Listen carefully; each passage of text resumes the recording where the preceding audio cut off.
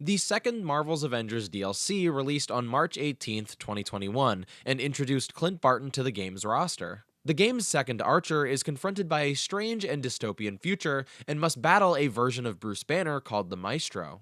On today's video, I'm going to be going over my thoughts on the Hawkeye Future Imperfect DLC, and maybe I'll continue my thoughts on time travel. You know, if I have time. Oh, I get it. What? Stars and Stripes! Hello and welcome to another Carrot Scraps video, and by another, I mean the 67th. So before we jump into the video today, I just wanted to mention that most of the footage you'll be watching in this video is from my PlayStation 4. I played the Future Imperfect DLC on 3 different consoles, the PlayStation 4, Xbox One, and PC, and my experience has been pretty much the same with all of them. If I had any specific criticisms for a certain platform, I would mention them directly. I think the only thing I can really say that's different between these 3 versions of the game is that PlayStation 5 looks the best, obviously, and Xbox One looks the worst. Maybe that's just subjective, and maybe that's just my personal opinion.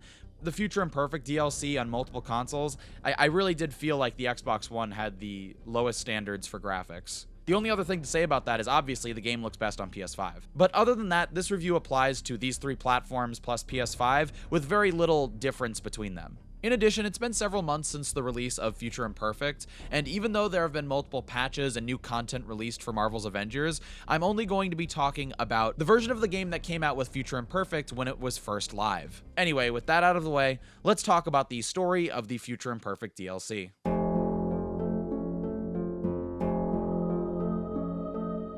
So we're starting off with story and characters, and I gotta say, I'm gonna be a little bit conflicted on this section. I mentioned in a recent video that I really liked what the story of Future Imperfect brought to the universe of the game, but that praise is specific to the plot ideas and concepts of the story. I really love seeing the future timeline in this DLC and exploring what remains of society. I like seeing the heroes of the game twisted and contorted in the future and seeing the heroes that we play as confront those identities. But all of that being said, I think that the Future Imperfect story might be my least favorite story contribution to the game so far. I just don't feel like we got a lot from this narrative, externally or internally. At the start of the story, we learn that Clint struggles with self-confidence and overcoming personal guilt. At the end of the story, presumably where the resolution would take place, an older version of Clint tells himself that the Avengers need him in the past to avoid the events of the Future Imperfect timeline. But I don't really feel an arc here. I don't really feel like Clint changed in this moment, and if he did, I don't really understand what caused him to do so. In between these 2 events, Kate Bishop discovers Clint is planning on retiring. They really don't go into specifics of what retiring would mean for a superhero who has been working for AIM, kind of, but we can assume it means he's not going to be a hero anymore. When this was first introduced, I really liked this moment because it featured character conflict that I have been asking more of from the game. That being said, this subplot doesn't really get closure, at least not for Kate. Maybe Clint's future self convinced him not to retire, but we don't get a conclusion on Kate's feelings on the matter. At the very end, we get a freeze frame of a photograph on a wall and a short, vague conversation, but other than that, the subplot is ignored. I think this is emblematic of the biggest problems with this story. But that's the internal part of this story. That's what's happening on the inside of these various characters.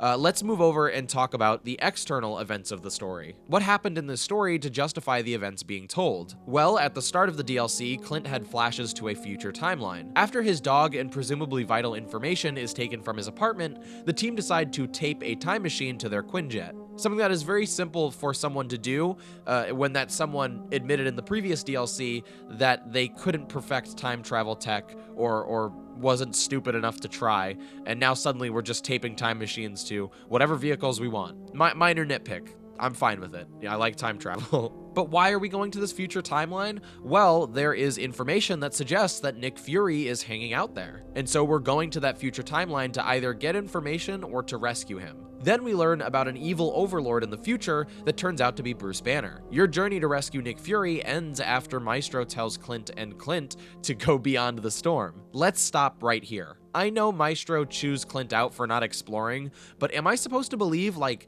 30 years have passed and Clint just stayed in the exact same location? Like he didn't walk around? How large is this radius? Like I would understand if it was too dangerous, but Maestro makes it out like he was just cowardly, and then they walk there and all they had to do was walk. It's not like they didn't know about this location. I'm really confused about what information they gained from the Maestro to allow them to get to their revelation at the end of the story. What did they gain from Maestro that they couldn't just get from walking in one direction far enough? This is super confusing to me. Then after seeing what is beyond the storm and learning that Monica used the Cosmic Cube to do something, future Clint tells young Clint not to quit the Avengers. Now, ignoring the implication that Hawkeye is the savior of the Avengers, what was the purpose of this story? Sure, we learned about the Cosmic Cube specifically, which is significant for players and Marvel fans, but this object is not really significant to the characters in the story. To the heroes of the game, this Cosmic Cube is essentially just a bad thing. They don't know what a Cosmic Cube is. Unless I'm missing a codex entry that explains it, this really isn't important information to them. It's essentially just a really bad thing, and the heroes already knew that Monica had a really bad thing and was planning a really bad thing. You could argue that the idea of cosmic energy is new, but we already learned that she was messing with cosmic energy earlier in the story. So why did we go to this future timeline, and what did we learn? You could also argue that the big get from this story is giving Clint the confidence to avoid the bad future, but really? We risked our lives and fought the Maestro to pull back the curtain and get a pep talk? And a look behind the curtain that, from what I understand, you could have just gotten without the big fight? I'm all for character journeys. I don't think that something extreme has to happen to have an arc, but I don't really understand what we got from this story. And then on top of that, this peek behind the curtain, the storm as it were, it presents its own questions for me. So in this future timeline, am I to understand that Monica did something with the Cosmic Cube and then froze herself and everybody in time? So they arrive at the area that's covered in time juice, right? Now this is very important. This, if I understand the story correctly, is the future Maria Hill, not the present day Maria Hill.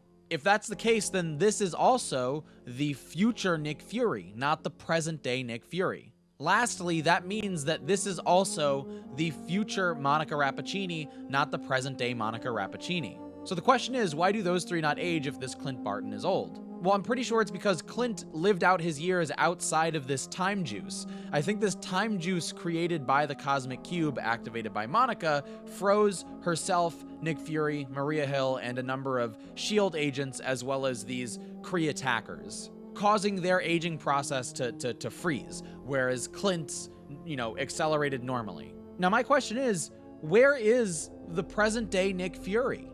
And didn't they come to the future to find the present-day Nick Fury? They see that Nick Fury is stuck here, and they're like, oh man, we gotta change the past. And it's like, yeah, sure, we already knew that. We had to prevent apocalyptic timelines the whole time. Didn't we come to the future to find Nick Fury and rescue him? Wasn't that like the whole intention here?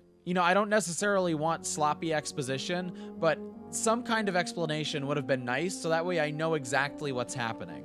I don't feel like I got satisfactory answers to these questions. And on top of that, other than this pep talk, they just go home. We went to the future and fought the Maestro, risked our lives to try and find Nick Fury, and then we don't even get a resolution on, what we're gonna do next on Fury? Like, I just feel like there's not like a concrete, that's the wrong Fury, so he's probably in our timeline. Now we don't need to go to the future anymore. Or we gotta figure out how to get the past Nick Fury out of the future, because he's stuck in that Cosmic Cube thing. I don't know what the plan is for Fury, even though that was supposed to be the impetus for this entire adventure. I don't feel like we gained anything from this story. There were some really cool moments and science fiction mechanics, but overall, I don't know what we gained from this story being told. In the future of the game, I'd like to see a story that is more direct with its contribution to the world. For example, if the next DLC was about the Chimera crashing into a nuclear reactor, I would like the story that came after that to directly deal with the events of that conclusion. But I don't really know where our story goes after this. A simpler example would be Taking Aim.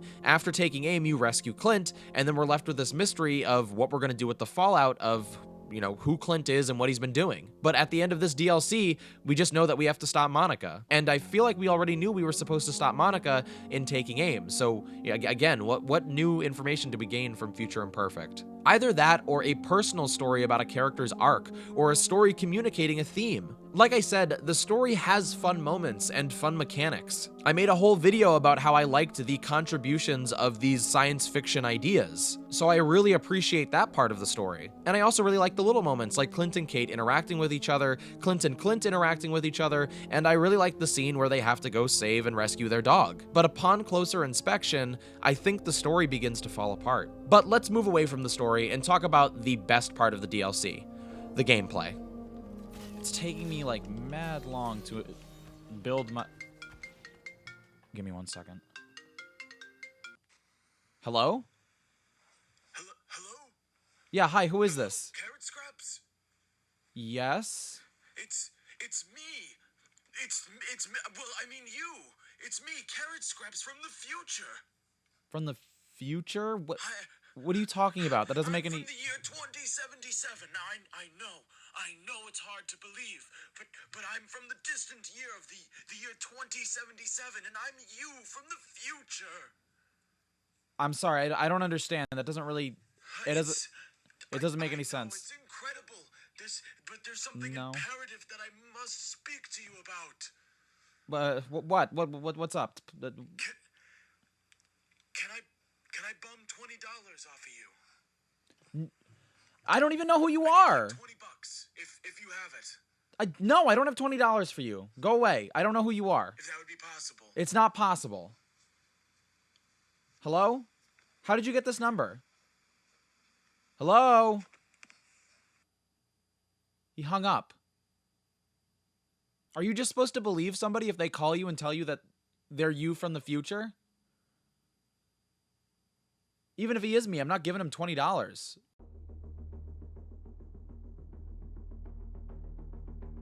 In general, my biggest praise of the Avengers game is the combat of the 6 playable characters, and the same is true of the DLC characters. Many were disappointed by the length of the DLC's story, but in my opinion, while the story is part of the DLC, the real content and the real meat of the DLC is the new character, in my opinion. Oh, I said it twice. The new character is what makes these DLC expansions worthwhile to me. Now let's address the elephant in the room. Is Clint Barton similar to Kate Bishop, the character that preceded him? Absolutely. But I don't think anybody's trying to hide that. Since the two characters are archers, they share a similar base DNA. I'm very comfortable with calling them Echo Fighters. That being said, even with their obvious similarities, I'm happy to say that they play completely different from one another. The biggest difference is that Kate Bishop utilizes teleportation and energy abilities, while Clint does not. This means huge differences in combat, abilities, and especially traversal. The specific detail that makes Clint unique when compared to Kate, on the other hand, is his assortment of trick arrows. Kate obviously has several unique arrow types, but Clint outnumbers her collection easily. For example, I prefer Clint's cluster arrow to Kate's scatter arrows. Now, they are similar, but Clint's is way more interesting to me, especially when you upgrade his cluster arrow so that way it includes a tripwire that can disorient nearby enemies, or faraway enemies for that matter. I really loved this ability, and I immediately started using Clint as a crowd control character. Especially when attacking enemies in groups or enemies in the air, I really felt like I was helpful to my team in this way. And on that note, in general, there are several details about Clint that make him feel like a support character, including the detail that I just mentioned. Since before the game launched, myself and many others speculated that because Kamala Khan was the only hero present with a healing support heroic, that support-focused characters, or builds, would be interesting to see in the future. Now, while I would never say that Clint is supposed to be played a certain way, I do think it's easier to build him as a support character, and that's pretty cool to me. Not only does making him more support-focused separate him from most of the other characters in the game, but it definitely differentiates him greatly from Kate Bishop. Kate Bishop, who is mostly built around offense in my opinion. Furthermore, in my previous DLC review, I mentioned that I wished that Kate was more incentivized to play as a distanced fighter, especially since she was an archer. However, with the inclusion of Clint, I no longer feel that way. I feel much more encouraged to play Clint from a distance because of the way he's designed, and with Kate, I always felt more inclined to use her sword. Now, both characters possess a sword and a bow, but I think it's great that they were designed in a way that made them feel unique when compared to each other. Now, I know I'm all over the place, and I apologize for that, but let's go back to Clint's explosive arrows. Again, only slightly different than Kate's, but that slight change makes a world of difference. Unlike Kate's explosive arrows, which detonate immediately on impact, Clint can fire explosive arrows that detonate at a later time, a time that you as the player can decide. This is a huge distinction. One of my favorite things to do as Clint is to load up a powerful enemy with a number of pulsar arrows from afar while my team just lays into them. Then when I feel I fired enough arrows, I detonate them all at once, creating one giant burst of damage. That's just one way you can use these, and that's the kind of fun I love about the combat in this game, discovering new things to be done with the gameplay. Now, Kate does actually have her own remote explosive arrows, but there are two details that make them different. First, she can only fire these when she charges her explosive shot, and second, there's a timer that will automatically detonate Kate and Clint's arrows, and Kate's timer is shorter than Clint's. Anyway.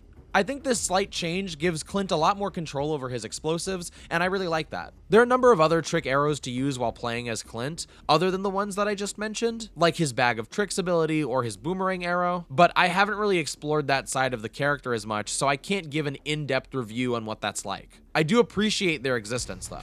I did want to take a quick second to mention the boomerang arrow really quickly, because honestly, while it seems like a cool idea, I really don't know what the application of it is supposed to be in the full game. I was pretty curious about this arrow type, and I really wanted to give it a try, but I really haven't had much use for it. I've tried, I just don't know where I would use this. The best thing I can think of is like crowd control, but it just doesn't work as efficiently as, I would think it would in my mind. Even in this little video, I wish they had like multiple aimbots so that way you could see it being used on a crowd. I don't know, again, I mostly like the way Clint plays, but this is one of the trick arrows that, while I appreciate it, I wish I had more of a use for. Maybe some players have figured out something cool to do with it, but as of right now, I have no idea what to do with this piece of gameplay. And I wish more was added to it to make it feel like a more vital part of Clint's arsenal. Now, jumping all the way back to heroic abilities, other than his support heroic, his other two special attacks are offensive. His assault heroic, for example, allows a flurry of arrows to rain from the sky on nearby enemies. I will admit, when I first saw this ability, I thought it was a little generic for an archer character. As someone who has played video games for a while, I've seen this ability many times. But the game's combat design continues to impress me, again with the example of the skill tree. After leveling up your character, you can change what your assault heroic presents as. For example, I generally use a fire tornado instead of this flurry of arrows. Immediately when I saw the firestorm, I was excited and adopted that ability into my version of Clint. I think being able to choose different status effects for your character is really fun. Clint's ultimate heroic is an advanced targeting system where one arrow is fired and continuously targets enemies. Now, no surprise, I think this is a really cool ability, but I will say at times I felt like it could feel more powerful, or that it should feel more powerful. Like for an ultimate ability, I rarely felt like it landed the final blow on certain enemies. But overall, I still love this ability. Another big change between Kate and Clint is traversal. As I mentioned earlier, Kate uses teleportation in her combat and her traversal, and Clint is nothing like that. Instead, he borrows the grappling hook mechanic from Black Widow. I like that they chose to borrow an ability from Black Widow, a character who hasn't really shared her techniques with any of the other characters in the game so far. Plus, while I think that certain characters should be more agile than others, I also do think it's important for these characters to be able to maneuver around the map easily. And I think giving Clint, a character who is normally grounded, a grappling hook makes a lot of sense. Clint also inherits the wall running ability from Captain America. Now, while I really love this inclusion and I really adore this mechanic, I will admit I rarely find myself using it with Clint. Most of the time, I'm accidentally wall running, and then I'm surprising myself by the fact that I was able to do that. Now, I don't know what the solution is here, whether it's in character design or level design, but I would have liked to feel like I was using that wall running mechanic a little bit more frequently. But these two details about the way that Clint moves creates a well-maneuvered character. I really enjoy his traversal, and I think it gets the job done. I also think that those two details about his traversal highlight how Clint is somewhat of an everyman character. A character who shares his talents with several other characters, making him somewhat of a jack-of-all-trades. I think that's a really interesting take on a character in the game. So really quickly, in regards to combat, I wanted to talk about something like super subjective. As I mentioned earlier, Clint shares many abilities with several other heroes. Now, I did side-by-side comparisons to see if there are any dramatic differences between Clint and the characters that he borrows from. But aside from animation, most of these seem to be the same on the surface level. But I really do feel that there are subtle differences between these abilities. And I'm not really sure if that's just me or if that's actually in reality. For example, while playing as Clint, I feel that his razor arrow is more accurate than Kate's, and I feel that Clint isn't as savvy with his grappling hook when compared to Widow, which to me would also make sense given a story context. Of course, Kate the Apprentice is not going to be as accurate as Clint the Master. In addition, when comparing these animations, I feel like Kate's charge abilities lack restraint that Clint has. And then when it comes to Widow, I feel like she would be better with her grappling hook given her history with espionage. But like I said, when looking at the footage, it seems like these abilities are mostly exactly the same. So it's really up to your interpretation of the characters and the footage when it comes to these differences. Now, I was pretty hard on the story, but like I mentioned, the best part of the Avengers game has always been the playable characters. While the story was short and a little disappointing to me, it was only a fraction of the content presented in the DLC in my opinion. The way I see it, if you're looking for the main course of the DLC, it's not in the campaign, but it's in the playable character, and grinding them to a high level character. And I think they did an amazing job with Clint. Now, we'll talk about bugs in a little bit, but I wanted to acknowledge really quickly here that people I've spoken to in the Avengers community seem to be frustrated with some of the technical stat-related bugs concerning Clint. According to some players, it seems like some of his abilities don't work the way that they're intended. Now, I'm not super versed in the technical aspects of the game, but I'll say that I can imagine that this is really frustrating if it's true. Technical bugs for a character can really get in the way of you enjoying them. All I can say is I didn't notice or experience these bugs, and if they existed, it didn't hinder my enjoyment when playing as the character. It's entirely possible that this is because of the specific build that I chose for my Clint Barton, but I wanted to bring it up here just in case. But before I learned about that criticism from other players, I was originally going to write that my favorite thing about Clint Barton as a character is that he's well polished, especially when compared to Kate. Kate is now my third favorite character in the game, and it has a lot to do with her teleportation ability. That being said, when she first launched, the bugs associated with her character prevented me from really enjoying playing as her. Luckily, these bugs were fixed and ironed out, but even though I enjoy her now, I think she's still a little rough around the edges. Clint, on the other hand, didn't have that same problem. He didn't have a big eye-catching ability like teleportation, but in my opinion, that's what's attractive about playing as Clint Barton. He's not rough around the edges like Kate Bishop was at launch. At least that's how I felt about him when playing. Overall, what I'm trying to say is that he's less ambitious as a character in his design, but because of that, he's a super consistent character. The last thing I want to say about gameplay before we move on is concerns about Echo Fighters. If you're unfamiliar with the terminology, an Echo Fighter is essentially a character in a video game that is different from an existing character, but ultimately designed very similarly. The term comes from the Super Smash Bros. Fighting game community and references that a handful of characters in the roster were intentionally designed to be very similar. Because of leaks concerning future characters and the inclusion of Clint Barton, many players, including myself, consider Clint to be an Echo Fighter, essentially. If that's the case, I wanted to make one last comparison to show why I think that's not a bad thing. In Super Smash Bros., Lucina is an Echo Fighter of Marth. The two characters are extremely similar in gameplay, and some might even call them exactly the same. You could argue that the differences that separate the two are so minor that they're not really worth noting at all. On the surface, I would agree with that,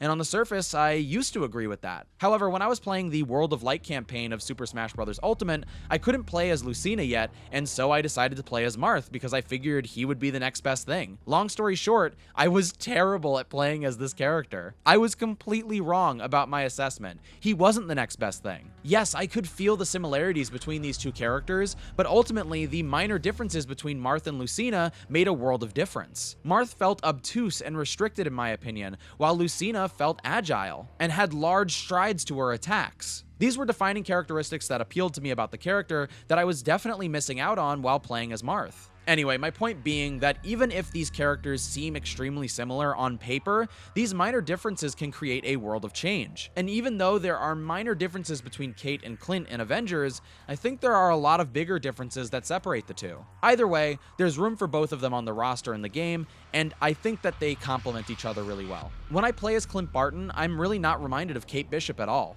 And sometimes I'll make mistakes as Clint because I'm foolishly trying to do things that I can only do as Kate. That to me is proof that these characters are entirely different even though they appear to be similar on the surface. Clint is a great new addition to the roster, and I'm excited to see other players try the character. Let's change gears a little bit and talk about one of my favorite additions to the game post-release of Future Imperfect. One of the coolest things that this DLC adds to the gameplay is the cargo bot. So as you're playing, you'll occasionally encounter a glowing yellow aimbot with a large box mounted on their back. Once you see them, they almost immediately run away from you, and if you choose to, you can attack them. But you'll need to quickly decrease their shields if you want to attack their health. Once you decrease their health to 0 and defeat them, they'll explode into a million bright colors and dispense multiple pieces of gear. So first of all, this is exactly what I wanted from new DLC in this game. Seeing and interacting with new enemy types is exactly the kind of thing that brings new life to the gameplay in my opinion. The first time I saw this cargo bot, I freaked out and chased them as fast as I could, and I'm pretty sure that's the intended experience. On top of that, I didn't know there was a time limit on catching this cargo bot, so when the first cargo bot I encountered disappeared, it only made me more determined to catch the next one. I love the rush of seeing one of these on the field, and I'm very happy that they decided to include one of these in the game. Now, when it comes to the gear that they dispense, I do wish there was a little bit more variety in the reward. Now, I do get legendary gear, but I do get a lot of blue gear as well, and that can be a little bit disappointing. But most of the time, that really isn't an issue for me, especially since defeating these aimbots is its own reward. This is a really exciting addition to the game, and I hope new DLCs will continue to add new enemy types. Anyway, with that out of the way, let's move on to a discussion about location and setting. Alright, let's get this signal. Getting another phone call. It's the same number. Should I answer it? Hello? What do you want? Hey, you hung up on me. What happened? No, I did not hang up on you. You hung up on me. I asked several times where you were. I am from the future. I don't know. Do you need proof or something? I can prove it. Of course, I can prove that I'm from the future. Of course I need proof, and of course I don't believe you. What do you think? The Eagles will win the Super Bowl in the year 2049. How would I even know that that's true? Oh yeah, you're right. Okay. I don't know. Look, man, I don't know. It's just me. Can you trust me? Like, I'm from the future. Ooh, I'm you. I'm Carrot Man. How would I trust? Carrot Boy. I'm from the future. How would I trust you? There's no. I just need $25, please. No. And you said $20 earlier. Just $20. $25.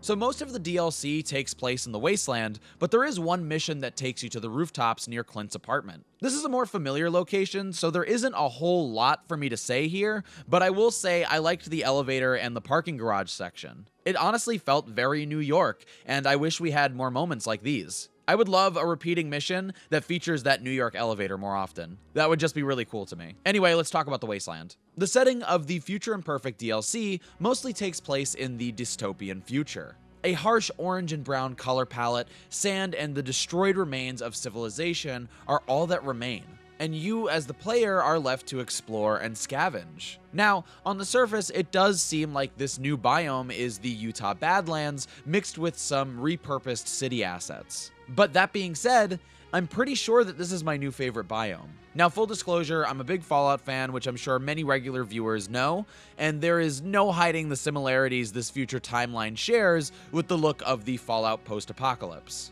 This really fulfills a very specific fantasy I have of role-playing my favorite Marvel superheroes in the world of Fallout. So there's no denying that clear bias right there. But moving away from Fallout, there are details that make this future wasteland unique on its own. For example, what's left of the Kree invasion litters the sand dunes of the future. Every now and again while you're exploring, you'll happen across the body, arm, or even the head of a large alien corpse. I especially love the head that's been like cracked open and destroyed, revealing what's inside. These big but infrequent details really do go a long way in telling an environmental story. I also appreciate the hidden shield caches way more in this biome. There's something really cool about finding what is essentially a hidden bunker filled with vital resources that survived the end of everything. In addition, this is also one of the largest playgrounds that we've had to explore since the game first released. Whenever I play online with people, we all just split up and explore different corners of the wasteland. With that in mind, it definitely makes sense that this biome was chosen to be the first patrol mode in the game, but we'll talk about that when that's actually added. Right now, let's take a little shift from the positive and talk about some of my criticisms with the wasteland. Now, when the DLC first dropped, I could easily say that this was my favorite biome in the game. The reused assets really didn't bother me that much. In fact, I thought they used them in the best possible way. And like I said, it hit a personal visual note for me that I really loved. But as time went on and I had more time with the DLC and the content that came with the DLC, I realized that the Wasteland biome didn't really give us many times to explore it. So far, excluding villain sectors, there's only one post-game mission in the Wasteland. And then there are 2 villain sectors, but they aren't guaranteed to be there daily. This is a huge mistake in my opinion. It reminds me a lot of the absence of the Super Adaptoid as a villain sector in the previous DLC. Like, you got me. I love this biome, but I need new missions to play around in it. Obviously, one of the biggest shortcomings in the game in general is the repetitive missions. I've said before that this is one of the biggest problems with the game that I think should be addressed first. But I've come to accept that repetition is normal in the gameplay. Until we get new missions, I am personally fine with playing the same missions over and over. But only one mission in this brand new biome?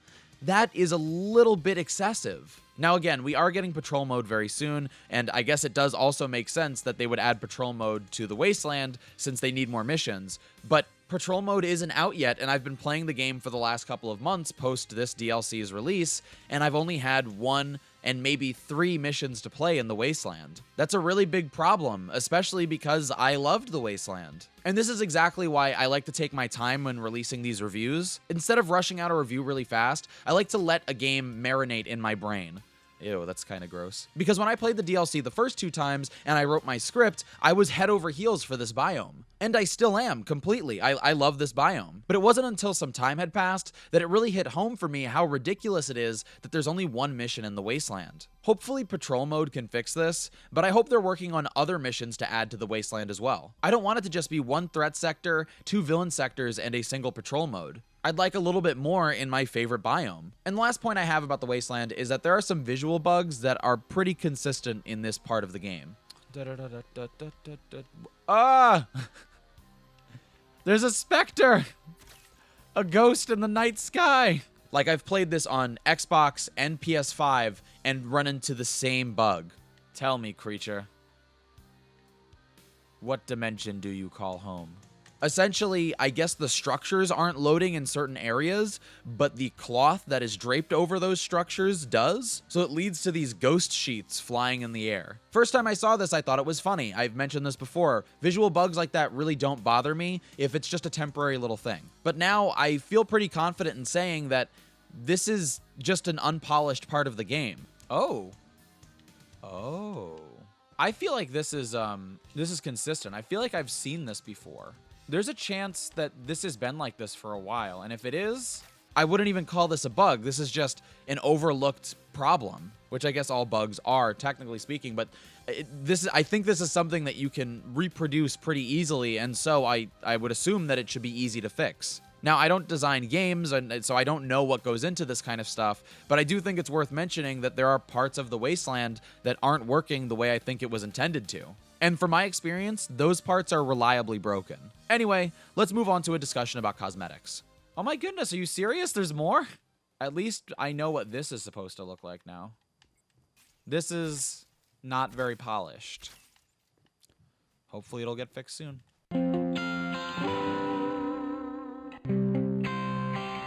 So I like to think that I've been very transparent about my hesitance on buying skins on this channel, excluding the video where I spent $100 on Avengers. Yeah.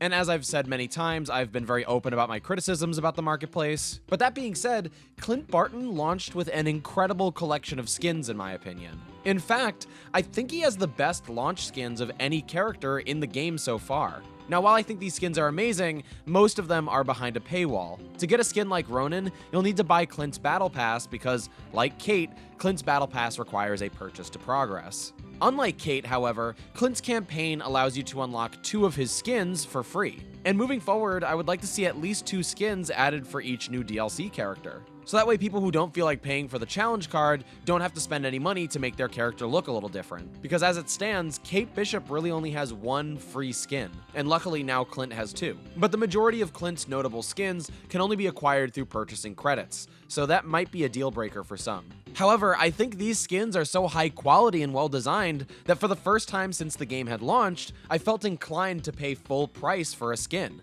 By that I mean paying a full $14 for one single skin. And to be clear, this was before I did my video where I spent $100 on the game. So this was really the first time that I looked at a skin and wanted to purchase it. The skin that specifically caught my eye was Clint's Iron Eye skin. Of course, I had to say eye like 30 times right there. This is hands down my favorite skin in the game. In a world of practical superhero costumes, it's so over the top, and I love that about it. It's not a costume I would personally design for Clint, but it looks almost like a Power Ranger costume, which is so dope to me. Seriously, at the time, I would have paid full price for this skin, even though I thought then and now that $14 is still too expensive. But lucky for me, I was still able to acquire this skin because my roommate offered to buy me this skin for my birthday. So thank you to you. Thank you. Hats off to you. And now one of my favorite skins in the game is part of my library. I also really like the classic Hawkeye-inspired costume. Now, it doesn't really resemble Clint's original look that much, but again, it's such a legit costume design that I'm into it. It reminds me of the dark leather costumes from the original Fox X-Men trilogy. Again, it's just so over the top and cool, plus he's wearing like a real mask. I love it. Lastly, the ultimate skin looks great, but it more importantly shows that even Clint's recolor skins look amazing. From 90s to camo to thief, they're all some of the best recolors I've seen in the game so far. The two skins that you unlock during the main campaign of Future Imperfect, I also really like because they represent two very different type of Clints. One is the version of Clint's character created for the game, and the other is a more familiar version from the Hawkeye comic books. So if you don't like his new design, you can play as something more reminiscent of the comics. And speaking of comic book stories, one of the disappointments when it comes to skins in this DLC was the fact that you couldn't unlock Old Man Hawkeye or Maestro during the campaign. Instead, you would have to buy each of them in the marketplace. Now, I personally think it would have been a better idea to allow players to unlock these skins through gameplay, especially the Old Man Hawkeye skin specifically, since you play as this version of the character at the start of the DLC. But all that being said, I still think that Clint has the best collection of skins at launch, and honestly, he might have one of the best catalogs in the game. You know, I've been looking at the character model, the Old Man Clint character model, and I've been looking at his gloves, and I feel like oh my gosh, are you serious? Again, it's Future Scraps calling me again. Hello. Hey, don't wait, please, don't hang up. I didn't hang up on you at all. I didn't hang up on you. What do you want? Have you reconsidered the whole money thing that I asked you about? No, I haven't considered it or It's me. It's from the future. It's Carrot Board from the future. I know who you are. I have caller ID. Did you reconsider? No, I did not reconsider. I'm not giving you any money. How would I give you money? You live in the future. I didn't even think about that. Yeah.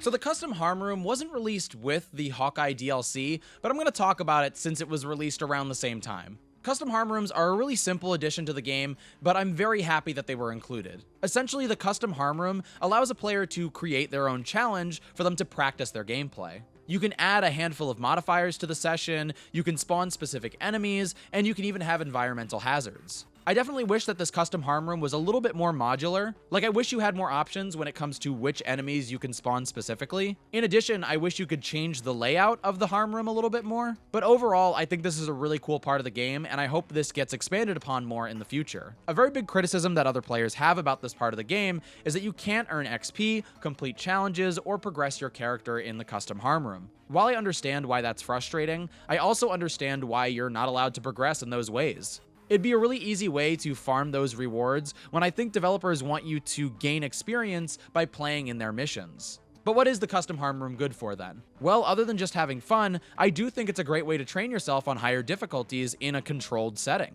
I'm always trying to get better at the game and play on harder difficulties, and the custom harm room really helps me in that area. So like I said, I think this is a really cool part of the game, and I hope they add more to it as time goes on. Also, wouldn't it be cool if we could change the color of the custom harm room? Like, instead of just blue, or maybe even red, why don't we change it to green, or yellow, or, you know, pink, purple for all I care. I don't know, I think that'd be a really fun little customization tool. Somebody's yelling outside my house. I wonder how they feel about Marvel's Avengers. How do you feel about the Avengers harm room, custom harm room? The custom harm room, how do you feel about that? I don't think they have an opinion. Yeah, it didn't sound like they had an opinion. All right. Let's slow down here for a little bit, okay? Let's just wind it down. So when the Hawkeye Future Imperfect DLC was added to Marvel's Avengers, there were a number of minor changes made to the game that I'd like to talk about really quickly. The two biggest changes that were made to the game came in the form of an XP nerf and a cosmetic rework. Well, the cosmetic rework hasn't happened yet, but they removed parts of the cosmetic earning system so that way they can rework it. Let me explain. So prior to this update, you were able to earn cosmetics in a number of ways that didn't involve spending money. The first and one of the more minor ways was by getting your character to level 50. Once you did that, you'd get an exclusive skin, normally a palette swap of a skin that already exists. But that feature was removed in this update. Now honestly, that really bums me out. Most of the skins that you got from reaching level 50 really weren't all that unique, and I thought they were a cool little reward for grinding your character that far. The next thing we're going to talk about makes more sense to me, but this is one of the changes that I wasn't super into. I mean, generally, I just think it's really cool that you can earn a cosmetic for grinding your character that far. And I got to imagine it's a little disappointing for any new players that realize that they can no longer earn those cosmetics. This is removed from the game as of recording this, but it'd be cool if they replaced this kind of progression reward with something else. Even if it's a palette swap skin, I think it would be a really cool prize. Oh, I think I have a brain freeze. Oh no. I freeze my Gatorade so that way it like tastes like a slushie, and now I have a brain freeze. It's awful. Anyway, moving on. Another big change that came to the cosmetics in the game was that they removed most of the purchasing options from a free cosmetic vendor in the game. Basically, in the game prior to this update, the cosmetic vendor Chastity would offer you a variety of in-game cosmetics that you can purchase for units. Units being the microcurrency in the game that you could earn free of charge. Now, after this update was released, you can still purchase certain cosmetics from Chastity. But unfortunately, she only offers 4 of 20 or so items that she rotates every day. So after a couple of months, most people have already bought these items. Now, the reason Crystal Dynamics gave for removing most of these options from the shop is because they wanted to do a cosmetic rework. And to me, from what I understand, the implication is that they want to make cosmetics easier for us to earn. Making it easier to earn cosmetics, even if it's only a specific few, is really cool in my opinion. But it's been a while since they removed this part of the game, and we still haven't really had an update on the cosmetic rework. And that's made a lot of fans very antsy, and I completely understand why. So I gotta say, it's been lame having this part of the game missing, especially for so long.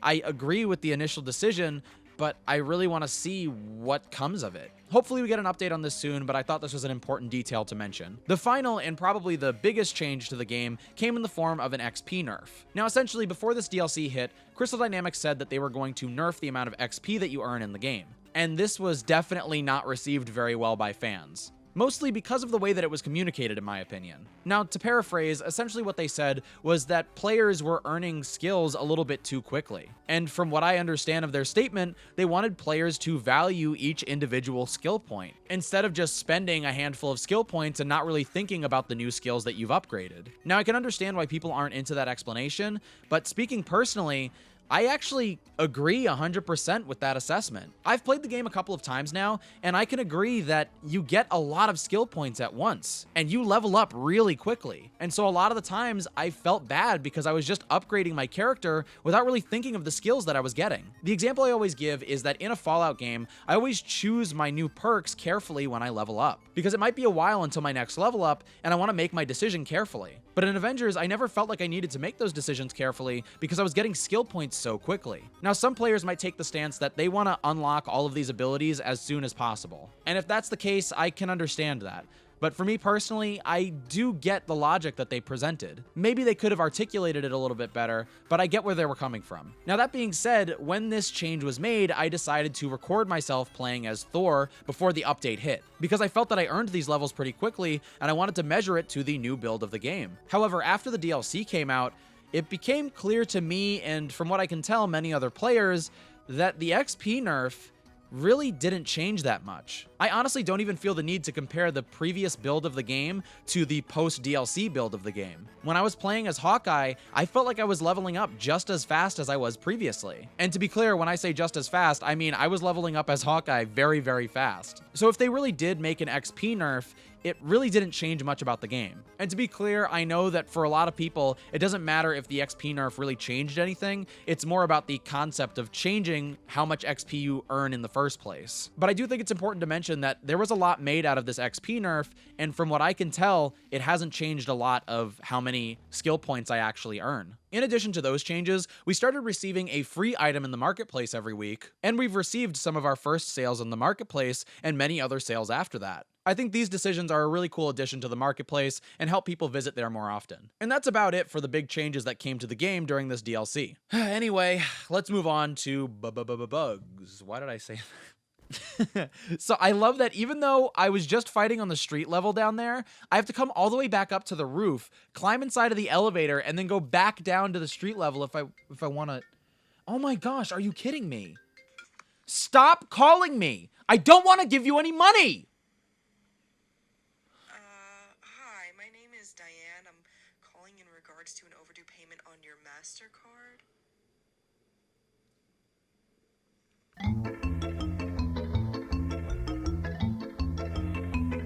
All right, I'm hungry and I want to eat, so let's talk about bugs. Oh, that didn't mean that. I didn't mean that like I eat bugs. I meant like I don't know if that sounded like I eat bugs, but I don't eat bugs. What I meant was that like I want to finish the video fast so I can like eat some food, like unrelated. I don't eat bugs. I'm talking about glitches. I'm talking about glitches in the game. So initially, I didn't run into many bugs after the Future Imperfect DLC dropped. But that's another reason why I like to take my time when it comes to reviewing this kind of content. Because eventually, I was able to identify some pretty significant bugs. Firstly, I already mentioned the character-related bugs that are associated with Clint that other players have experienced that I haven't necessarily, or at least I haven't felt like I have. It's possible that not every player experienced this, but it's also just possible that I didn't notice it. A bug I did experience firsthand was that the new villain sector wouldn't appear after completing the campaign. This was really disappointing at first, especially since the first DLC didn't have a repeating villain sector of the final boss, and the game still doesn't have that super adaptoid villain sector as of recording this video. Luckily, the bug affecting the Maestro villain sector didn't last that long, and now we've been able to play that villain sector multiple times since launch. But at first, this was really scary and definitely worth mentioning. The only other bug that I encountered after this DLC dropped was one where my character would freeze in place temporarily at the start of a mission. I don't know why this exactly happens, but it only started happening after the DLC came out. And I think it happens predominantly when I'm playing online with other people. The mission will start and the other players will run ahead without me, and I'm just frozen in place.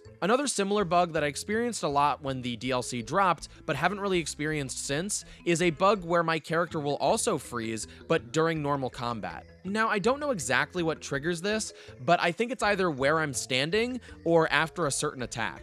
I also think this predominantly happens with Clint Barton. I thought it was only Clint, but then every now and again it would happen with another character, just much less frequently. Now, this happened to me all the time when the DLC first came out, but in the last couple of weeks, and honestly the last like month or so, I haven't really experienced it. Now, this wasn't a huge deal, it was more of a small problem, honestly, and I'm pretty sure it started after the DLC came out. But like I said, I haven't experienced it since, so hopefully it's been patched out of the game. But the silver lining is that other than those problems, I didn't really experience any significant bugs that stood out to me. And from what I could see from the community, other than the character-related Clint Barton bugs, I don't think that many people experienced anything else. So hopefully we continue to see better, more polished builds of the game in the future. I don't eat bugs. I was talking about eating food, like a meal. I was talking about eating a meal. I wasn't talking about eating insects. I meant like I misspoke. I misspoke.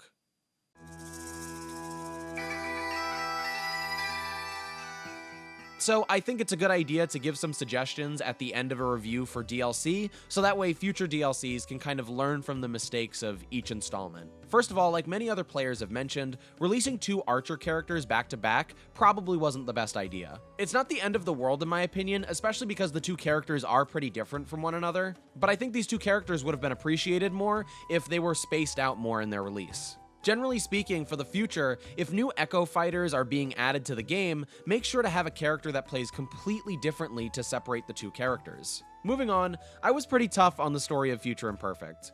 I do think that this is the lowest point when critical storytelling is concerned, but I still really liked the story. As a science fiction and superhero fan, even though the story isn't told well in a technical way, I still loved seeing more time travel shenanigans. Opening bridges to the future, playing with your future self, learning about the fate of your friends and family, all that fun stuff. These are all really strong moments that I'd like to enjoy returning to, even if the full package doesn't hold up. To be more specific with my suggestion, I think it's much easier to craft a simple but significant story around character moments. So in future stories, I'd say to try and find an emotional core to focus on, and then revisit throughout the story, whether that's at the start, middle, or end. I think that'll really help the storytelling in the future. And then when it comes to skins, I really enjoyed the designs for Clint's new library. But I think considering unlockable skins as rewards for completing the main campaign is a really smart idea. And providing additional skins, especially if you play as that character with a different skin, is a really smart idea as well. Lastly, while I loved the Wasteland, after a while it lost its appeal to me. The main reason why is because of my central criticism of the game. There just isn't enough variety and mission types in the game in general, but especially in the Wasteland biome. As a result, what was once my favorite biome is not as appealing to me anymore because I've seen it so frequently in the same exact way. So in the future, if a new biome is introduced, make sure a handful of missions are available after completion of the DLC. In addition, there were some cool new twists on existing puzzles in the game, and I'd like to see more of those twists featured more frequently in future DLCs. But overall, with those suggestions out of the way, I absolutely loved the DLC. In the end, while the story was short, I got hours of new content out of this new character, with the main positives being the design of Clint Barton as a character, a consistent quality throughout the release of the game and the DLCs. And that's the strongest part of the future Imperfect DLC as far as I'm concerned. Oh man, it's been a crazy day. I'm getting a phone call again. It's Future Scraps. Hey, buddy. Before you hang up, please just listen to me for a second. No. I'm not gonna hang up. We're cool, okay? I thought it over. We're fine. Really? Yeah. No bad blood between us. We're fine. I'm cool with you. You know. So you're gonna give me the $20? I mean, I never. Yeah, sure. Yeah, fine. Wow, Yeah. that you don't know how much that means to me. It's okay. Yeah. You know, since you're being so nice to me, I feel like I should come clean and tell you the truth. I'm not actually you from the future. I'm just your mailman. And I got fired like 3 weeks ago. And I don't have money anymore.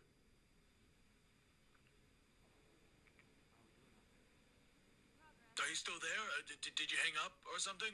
Anyway, that's going to do it for this video. Now, if for some reason you enjoyed this video, don't forget to give it a like and to subscribe to my channel for more. As regular viewers of my channel know, I make a wide variety of content. I'm always going to make the videos that I like to see no matter what people think, but if you see a video that you like, let me know and I'll try to prioritize that kind of content in the future. Anyway, if you want to watch me play video games live, check me out on Twitch at twitch.tv/carrotscraps, and all my other social media, Twitter, TikTok, and Instagram are at carrotscraps as well. I want to thank you again so much for watching, and I'll see you soon.